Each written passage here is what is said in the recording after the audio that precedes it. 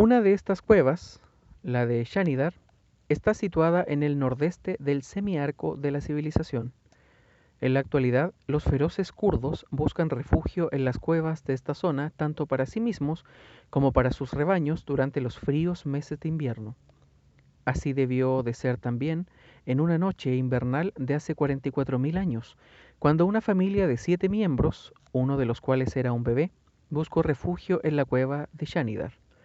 Sus restos, todos ellos fueron aplastados por un desprendimiento de rocas, fueron descubiertos en 1957 por un sobrecogido Ralph Solecki, que había ido a la zona en busca de evidencias del hombre primitivo.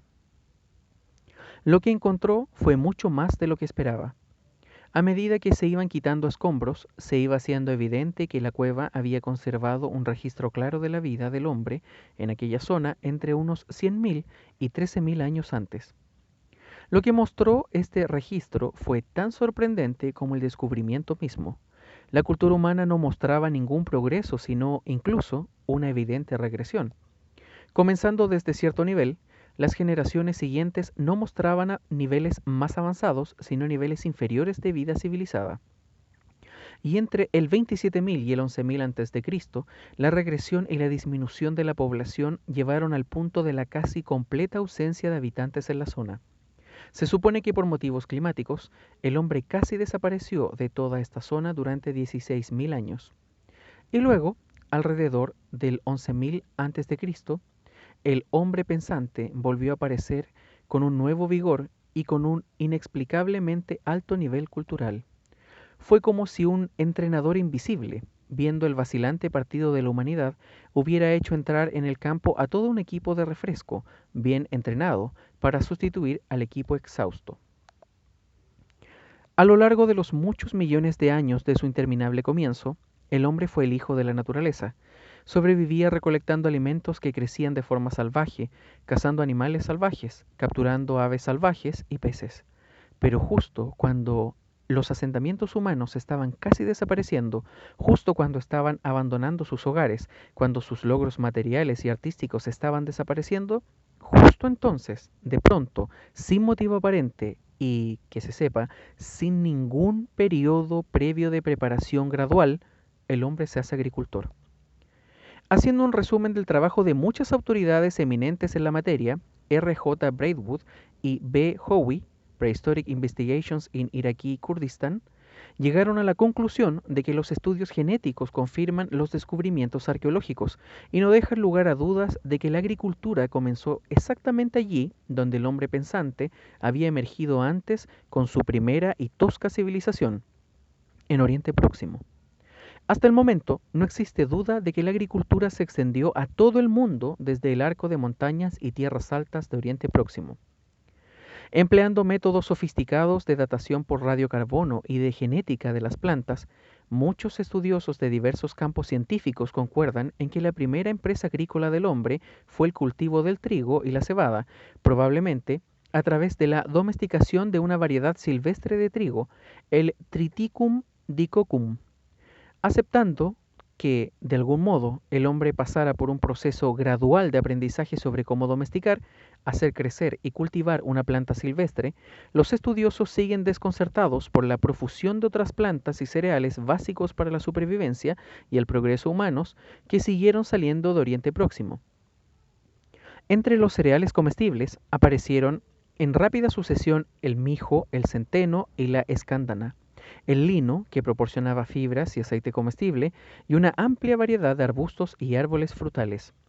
En cada uno de estos casos, la planta fue indudablemente domesticada en Oriente Próximo durante milenios antes de llegar a Europa. Era como si en Oriente Próximo hubiera existido una especie de laboratorio botánico genético dirigido por una mano invisible que producía de vez en cuando una nueva planta domesticada. Los eruditos que han estudiado los orígenes de la vid han llegado a la conclusión de que su cultivo comenzó en las montañas del norte de Mesopotamia y en Siria y Palestina. Y no es de sorprender. El Antiguo Testamento nos dice que Noé plantó una viña y que incluso se llegó a emborrachar con su vino, después de que el arca se posara sobre el monte Ararat, cuando las aguas del diluvio se retiraron. La Biblia, como los eruditos, sitúa así el inicio del cultivo de la vid en las montañas del norte de Mesopotamia. Manzanas, peras, aceitunas, higos, almendras, pistachos, nueces, todos tuvieron su origen en Oriente Próximo y desde allí se difundieron a Europa y a otras partes del mundo. Ciertamente, no podemos hacer otra cosa más que recordar que el Antiguo Testamento se adelantó en varios milenios a nuestros eruditos a la hora de identificar esta misma zona como aquella en la que se estableció el primer huerto del mundo. Luego plantó Yahvé Dios un jardín en Edén, al oriente. Yahvé Dios hizo brotar del suelo toda clase de árboles deleitosos a la vista y buenos para comer. La localización general del Edén era ciertamente conocida para las generaciones bíblicas. Estaba al oriente, al este de la tierra de Israel. Estaba en una tierra regada por 4 grandes ríos, 2 de los cuales eran el Tigris y el Éufrates. No cabe duda de que el libro del Génesis sitúa el primer huerto en las tierras altas donde tienen su origen estos ríos, en el nordeste de Mesopotamia. Tanto la Biblia como la ciencia están completamente de acuerdo. En realidad, si leemos el texto original hebreo del libro del Génesis, no como un texto teológico, sino como un texto científico, nos encontraremos con que también describe con precisión el proceso de domesticación de la planta. La ciencia nos dice que el proceso fue desde las hierbas silvestres hasta los cereales silvestres, para luego llegar hasta los cereales cultivados y seguir con los arbustos y árboles frutales. Y este es exactamente el proceso que se detalla en el primer capítulo del libro del Génesis. Y el Señor dijo, produzca la tierra hierbas, cereales que por semillas produzcan semillas, árboles frutales que den fruto según su especie, que contengan la semilla en su interior. Y así fue. La tierra produjo hierba, cereales que por semillas producían semillas según su especie, y árboles que dan fruto, que contienen la semilla en su interior, según su especie. El libro del Génesis prosigue diciéndonos que el hombre expulsado del jardín del Edén tuvo que trabajar duro para hacer crecer su comida. Con el sudor de tu rostro comerás el pan, le dijo el Señor a Adán. Y fue después de eso que fue Abel pastor de ovejas y Caín labrador. El hombre, nos dice la Biblia, se hizo pastor poco después de hacerse agricultor. Los estudiosos están completamente de acuerdo con esta secuencia bíblica de los hechos. Analizando las diversas teorías sobre la domesticación de los animales, F. E. Seuner, Domestication of Animals, remarca la idea de que el hombre no pudo haber adquirido el hábito de la domesticación o de la cría de animales en cautividad antes de alcanzar el estado de la vida en unidades sociales de cierto tamaño. Estos asentamientos o comunidades, un requisito previo para la domesticación de animales, siguieron al cambio que supuso la agricultura. El primer animal en ser domesticado fue el perro, y no necesariamente como mejor amigo del hombre, sino también, probablemente, como alimento. Se cree que esto pudo suceder alrededor del 9500 a.C. Los primeros restos óseos de perros se han encontrado en Irán, Irak e Israel. La oveja fue domesticada más o menos por la misma época. En la cueva de Shanidar se encontraron restos de ovejas de alrededor de 9000 a.C., que demostraban que gran parte de las ovejas jóvenes de cada año se sacrificaban por su carne y por sus pieles. Las cabras, que también dan leche, no tardaron en seguirlas, y los cerdos y el ganado con cuernos y sin ellos fueron los siguientes en ser domesticados. En todos estos casos, la domesticación se inició en Oriente Próximo.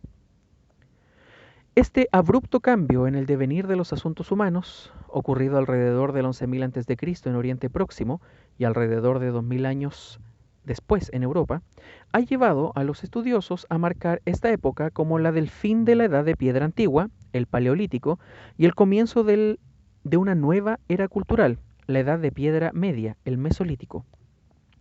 El nombre solo es apropiado si se considera la principal materia prima del hombre, que sigue siendo la piedra. Sus moradas en las zonas montañosas seguían siendo de piedra, sus comunidades se protegían con muros de piedra y su primera herramienta agrícola, la hoz, estaba hecha de piedra. Honraba y protegía a sus muertos cubriendo y adornando sus tumbas con piedras y utilizaba la piedra para hacer imágenes de los seres supremos o dioses, cuya benigna intervención buscaban. Una de tales imágenes, encontrada en el norte de Israel y datada en el 9º milenio a.C., muestra la cabeza tallada de un dios cubierta por un casco rayado y portando una especie de gafas. Sin embargo, observando las cosas en su conjunto, sería más adecuado denominar a esta era que comienza en los alrededores del 11.000 a.C. como la edad de la domesticación, más que como la edad de piedra media. En el lapso de no más de 3.600 años, una noche, para los lapsos temporales de ese comienzo interminable, el hombre se hizo agricultor y se domesticó a las plantas y a los animales salvajes. Después, no podía ser de otro modo, vino una nueva era. Los eruditos la llaman la edad de piedra nueva, neolítico, pero el término es completamente inadecuado, pues el cambio principal que tuvo lugar alrededor del 7500 a.C. fue el de la aparición de la cerámica. Por razones que todavía eluden nuestros eruditos, pero que se aclararán a medida que expongamos nuestro relato sobre sucesos prehistóricos, la marcha del hombre hacia la civilización se confinó durante los primeros milenios a partir del 11.000 a.C. a las tierras altas de Oriente Próximo. El descubrimiento de los múltiples usos que se le podía dar a la arcilla tuvo lugar al mismo tiempo que el hombre dejó sus moradas en las montañas para instalarse en los fangosos valles. Sobre el séptimo milenio antes de Cristo, el arco de civilización de Oriente Próximo estaba inundado de culturas de la arcilla o la cerámica, que elaboraban un gran número de utensilios, ornamentos y estatuillas. Hacia el 5000 a.C., en Oriente Próximo se estaban realizando objetos de arcilla y cerámica de excelente calidad y diseño. Pero, una vez más, el progreso se ralentizó y hacia el 4000 a.C., según indican las evidencias arqueológicas, hubo una nueva regresión. La cerámica se hizo más simple y los utensilios de piedra, una reliquia de la edad de piedra, volvieron a predominar. Los lugares habitados revelan escasos restos. Algunos de los lugares que habían sido centros de la industria de la cerámica y la arcilla comenzaron a abandonarse y la manufactura de la arcilla desapareció. Hubo un empobrecimiento generalizado de la cultura, según James Mellard, autor de Earliest Civilizations of the Near East, y algunos lugares llevan claramente la impronta de una nueva época de necesidades. El hombre y su cultura estaban, claramente, en declive. Después, súbita, inesperada e inexplicablemente, el Oriente Próximo presenció el florecimiento de la mayor civilización imaginable, una civilización en la cual estamos firmemente enraizados. Una mano misteriosa sacó una vez más al hombre de su declive y lo elevó hasta un nivel de cultura, conocimientos y civilización aún mayor.